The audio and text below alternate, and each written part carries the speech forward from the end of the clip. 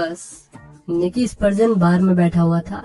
उसकी नजर एक खूबसूरत लड़की पे पड़ी जिसे एक आदमी छेड़ रहा होता है। उस आदमी से बचने के लिए वो लड़की निकी के पास आकर बैठ गई। लड़की का नाम जैस था। थोड़ी ड्रिंक्स लेने के बाद जैस निकी पे लाइन मारने लगी। वे दोनों लूडो खेलने के लिए होटल में जाते हैं। मुश्किल से 5 मिनट भी नहीं हुई थी तभी एक दिलजला वहाँ पर आ गया। उसके हाथ में गन थी। जैस ने कहा कि ये मेरा हस्बैंड है। निकी बिल्कुल भी नहीं घबराया, उल्टा उससे ये कह के मजे लेने लगा कि मुझे कैंसर है। मिस्टर हस्बैंड को कुछ समझ नहीं आया कि अब उसे करना क्या है। जाने से पहले निकी ने उन्हें बताया कि तुम लोगों की एक्टिंग बिल्कुल 3rd ग्रेड है। अगर तुम्हें अपने शिकार को फंसाना है तो कम से कम उसकी पैंट उतरने तक का वेट करो। इसके बाद उसने जैस को कॉफी के लिए पूछा।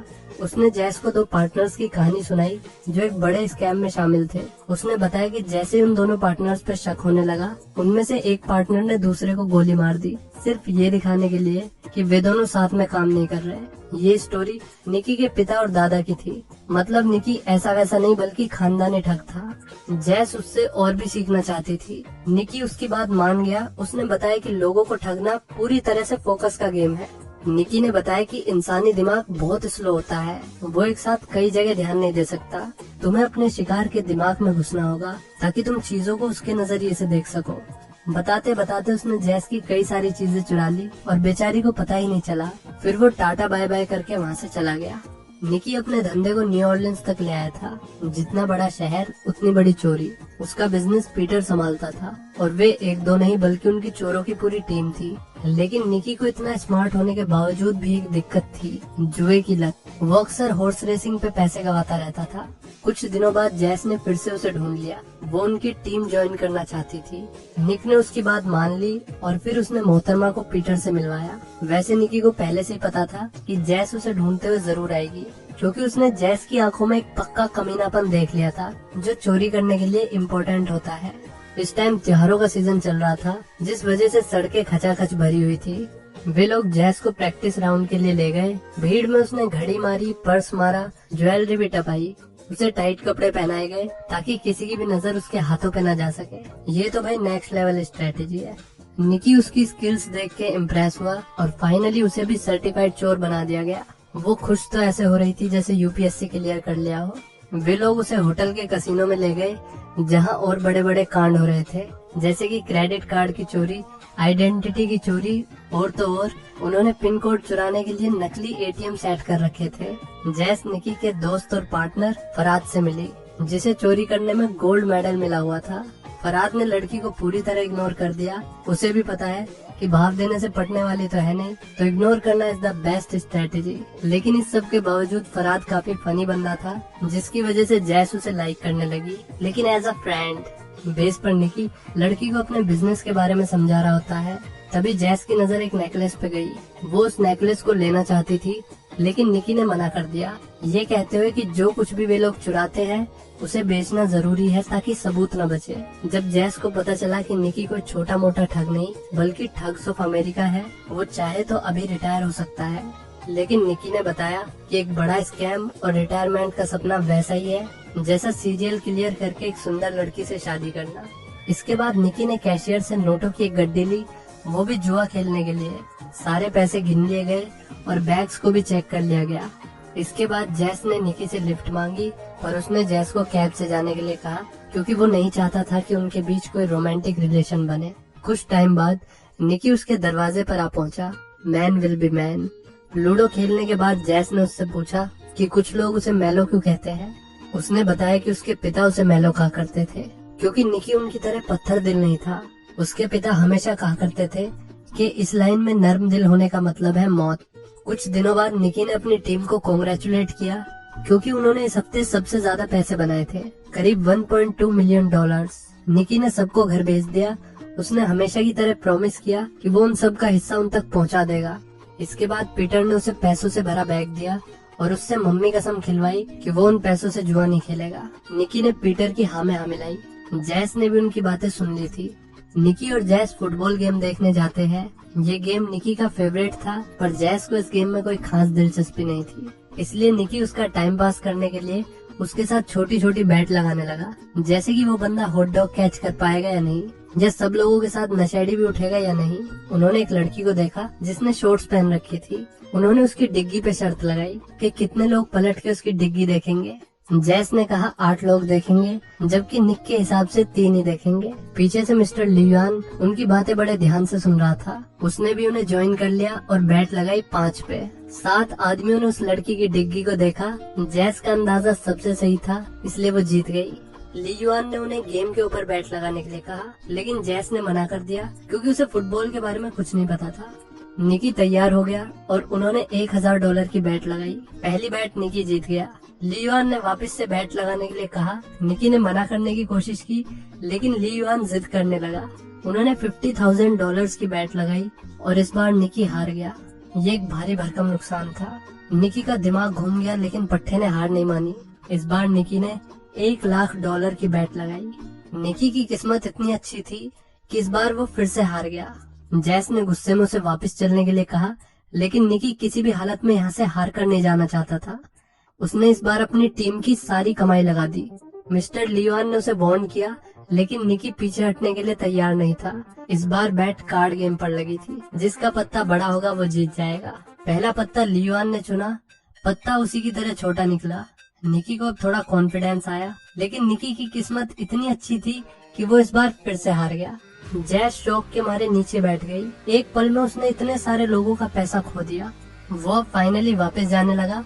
तभी लियुआन ने टोन मारते हुए कहा कि ऐसा ही होता है जब तुम बड़े प्लेयर्स के साथ खेलते हो। निकी का दिमाग घूम गया। वो उसके पास वापस गया और इस बार $2 मिलियन की बैट लगाई। वो भी ऐसी बैट जिसमें निकी का हारना तय था।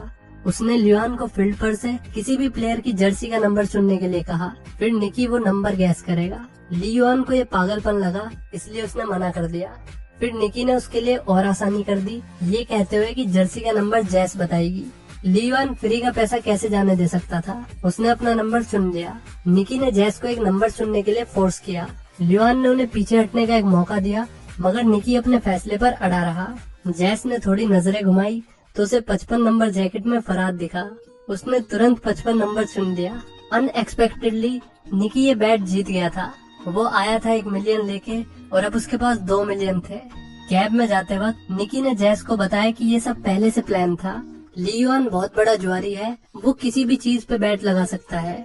हम उसे कई दिन से मॉनिटर कर रहे थे। हमने उसे हर जगह 55 नंबर दिखाया। होटल स्टाफ की शर्ट पे, लिफ्ट में, अलग अलग जगह हमने उसे 55 नंबर दिखाया, ताकि ये उसके दिमाग में सबकॉन्शियसली बैठ जाए। हमने उसे 55 नंबर का सजेशन दिया और उसने अपनी इंट्यूशन समझ के हमारा सजेशन ले लिया। थोड़ी देर बाद निकी कुछ सीरियस हो गया। उसने कार साइड में रुकवाई और जैस को उसके पैसे देके वहाँ से चला गया। जैस इस अचानक हुए बदलाव से बिखर गई। जैस को कुछ भी समझ में नहीं आया कि आखिर उसके साथ हुआ क्या। 3 साल बाद अर्जेंटीना में निकी एक बिलियनियर कार ओनर राफेल गरीगा और उसके पार्टनर ओवेंस के साथ काम कर रहा था। राफेल के पास एक ऐसी एल्गोरिदम थी जिससे वो आने वाली रेसेस में आगे निकल सकता था, पर अपने कंपेटिटर्स को हराने के लिए इतना काफी नहीं था। उसने निकी को $1 मिलियन की डील दी। बदले में उसे राफेल का एक पुराना एम्प्लॉय बनने की एक्टिंग करनी थी और फिर राफेल के सबसे बड़े कंपेटिटर मैकविन को एक फेक एल्गोरिदम बेचनी थी जिससे मैकविन गेम से बाहर हो सके। निकी राफेल की पार्टी में जाता है। वहाँ उसने बारटेंडर को वोडका की जगह पानी सर्व करने के लिए कहा, ताकि उसे नशा न हो पर सबको लगे कि वो नशे में है। निक राफेल को झाड़ने से पहले बाकी मेहमानों से भी बातचीत करने लगा। ये भी प्लान का हिस्सा था। तभी उसे जैस दिखी, जो कि ब्यूटीफुल रेड ड्रेस में सीढ़ियों से उतर रही थी। उसने राफेल को किस किया, जिससे निक्की जल गई। उसने जैस से बात करने की कोशिश की, पर जैस अब उसकी शक्ल भी देखना नहीं चाहती थी। निकी ने वापस आकर दारू मांगी, पर उसे यहाँ भी सादा पानी ही मिला। पानी का नशा करने के बाद वो राफेल की ऐसी तैसी करने के लिए पहुँच गया। उसे खाली बहसबाजी करनी थी, पर उसने तो राफेल को सूत ही दिया। जैस की गैस इस पे निकल रही थी। राफेल के बॉडीगार्ड ओवेंस ने उसे बाहर फेंक दिया। इसके बाद मैकविन के गार्ड ने उसे मैकविन की तरफ से लंच का इनविटेशन दिया। अगले दिन मैकविन के साथ लंच करते हुए निकी की नजर जैस पर पड़ी, जो राफेल के साथ फ्लर्ट कर रही थी, जिसकी वजह से वो डील पर कंसंट्रेट नहीं कर पा रहा था। मैकविन निकी से दोबारा मिलेगा जब उन्हें ये प्रूफ मिल जाएगा कि निकी की एल्गोरिदम बिल्कुल सही है। निकी जैस के पास जाता है जब वो राफेल से दूर थी और उससे राफेल की चुगली करने लगता है। जैस के पास निकी पर दोबारा भरोसा करने की कोई वजह नहीं थी। जाने से पहले जैस ने उसका वॉलेट उसे वापस दिया, ये दिखाते हुए कि वो अभी भी सर्टिफाइड चोर है। निकी और मैकविन के बीच 3 मिलियन की डील हो गई, जब डेटा के हिसाब से निक की फेक एल्गोरिदम सही लगने लगी। दूसरी तरफ निक ने जैस के करीब आने की काफी कोशिशें की, लेकिन उसकी सभी कोशिशें नाकाम रही। फिर उसने अपना हुक्म का पत्ता निकाला, फरहाद ने जैस को मनाने की कोशिश की। पहले तो उसने अपने बारे में ही बात की कि मुझसे सेटिंग कर लो, लेकिन जब उसकी दाल नहीं गली तो उसने निक की सिफारिश लगाई। फरहाद ने उसे वो नेकलेस भी दिया जिस पर 3 साल पहले जैस की नजर थी। फाइनली वो निक से बात करने के लिए तैयार हो गई। उनके गिले शिकवे मिट गए। रात में जैस उसके दरवाजे के बाहर बैठी हुई थी। निक और जैस ने साथ में थोड़ा क्वालिटी टाइम स्पेंड किया। तभी वहाँ पर कबाब में हड्डी आ गया, राफेल का बॉडीगार्ड ओवेंस। जैस उससे छुपने की कोशिश करती रही। वो ओवेंस से छुपने के लिए बालकनी के बाहर चली गई। ओवेंस जाने से पहले उसे एक पैकेज देके जाता है। निकी ने राफेल की रियल एल्गोरिदम सिर्फ मैकविन को नहीं बल्कि सारी रेसिंग टीम्स को बेच दी, वो भी सेम प्राइस में, जो कि टोटल हुआ 27 मिलियन। इसके बाद निकी को खबर मिली कि उसका भांडा फूट चुका है।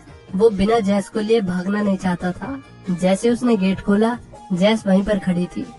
दूसरी तरफ मैकविन का बॉडीगार्ड दुकान से कुछ अजीब चीजें खरीद रहा था। कुछ देर बाद उसने अपनी घड़ी देखी और फिर प्रोटेक्टिव गियर पहन के रेस बढ़ा दी। उसने कार को सीधा निकी की कार में घुसा दिया। निकी और जैस को किडनैप करके राफेल के वेयरहाउस पर ले जाया गया, जहां उनके मुंह पे टेप लगी हुई थी। असल में मैकविन का बॉडीगार्ड राफेल का आदमी था, जो राफेल का एजेंट बन के काम कर रहा था। राफेल ने निकी से कहा कि मैं जानता हूँ कि तुमने मेरी एल्गोरिदम मैकविन को बेच दी, वो भी $3 मिलियन में, लेकिन बैग में टोटल 27 मिलियन थे, जिसका मतलब ये है कि निक ने एल्गोरिदम सबको बेच दी। सबका साथ सबका विकास। राफेल जानना चाहता था कि निकी को रियल एल्गोरिदम कैसे मिली। ये जानने के लिए उसने जैस की नाक बंद कर दी। फाइनली निकी ने बोलना शुरू किया। उसने बताया कि जैस के नेकलेस में एक हैकिंग डिवाइस है। जब वो तुम्हारे रूम में लौटी तो मैंने डिवाइस की मदद से सारा डेटा कॉपी कर लिया। जैस रोने लगी और राफेल हंसने लगा, क्योंकि वो जानता था कि निकी झूठ बोल रहा है। इसलिए उसने जैस की टेप हटा दी। जैस ने बताया कि राफेल उसका बॉयफ्रेंड नहीं है, बल्कि वो तो उसके साथ इसलिए फ्लर्ट कर रही थी ताकि उसकी $2 लाख की घड़ी चुरा सके, और साथ ही साथ वो निकी को भी जला रही थी। निकी फाइनली सच बताने वाला था, लेकिन तभी ओवेंस ने उसे गोली मार दी। ये देखकर राफेल घबरा गया और वहाँ से चला गया। निकी का बहुत खून बह रहा था। जैस रोते हुए उसे बताती है कि वो उससे बहुत प्यार करती है। देखने से ऐसा लग रहा था जैसे निकी मरने वाला है। तभी ओवेंस ने बताया कि उसने निकी को सही जगह शूट किया है ताकि वो मरे ना। हालांकि उसका एक लंग पंचर हो गया था। ओवेंस ने उसके लंग्स में से ब्लड निकाला, जिससे निकी को होश आ गया। इसके बाद उसने निकी को मेलो बुलाया, जिससे जैस को रियलाइज हो गया कि ये तो ससुर जी है। ओवेंस उन दोनों को पास के हॉस्पिटल ले गया। जैस निकी को हॉस्पिटल ले जा रही थी, तभी निकी ने नोटिस किया कि जैस ने अपनी कलाई पे राफेल की घड़ी पहन रखी थी। वंस अ चोर ऑलवेज अ चोर। तो दोस्तों, कैसी लगी ये वीडियो कमेंट करके जरूर बताइए, और अगर थोड़ा सा भी मजा आया हो तो वीडियो को लाइक कर देना।